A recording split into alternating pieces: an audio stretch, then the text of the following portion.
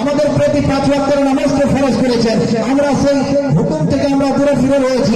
আমরা আল্লাহর নামাজ আদায় করি না, আমরা আল্লাহর ইবাদত করি না, আমরা আল্লাহর বান্দেগী করি না, কিন্তু তোমার মায়ের সঙ্গে করা ওয়াদা তুমি ভঙ্গ করতে পারছো না।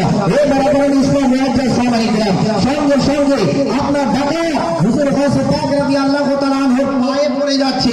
আপনার পায়ে পড়ে যাওয়ার পরে হুজুর গাউস পাক রাদিয়াল্লাহু তাআলা আনহুর আপনার পা ধরে কাঁদতে আরম্ভ করতেছে আর বলতেছে, হুজুর আপনি আমাকে আপনার হাতে হাত রেখে আমাকে বায়াত করে নেন, আমাকে মুসলমান করে নেন। হে বরাবর ইসলাম মুআজ্জাজ সামাঈন কিরাম, যত ডাকাত ছিল বরাবর সমস্ত ডাকাত হুজুর গাউস পাক রাদিয়াল্লাহু তাআলা আনহুর হাতে ওই সময় হাত রেখে কালেমা পড়ে মুসলমান হয়ে গেছেন। জোরে বলুন সুবহানাল্লাহ।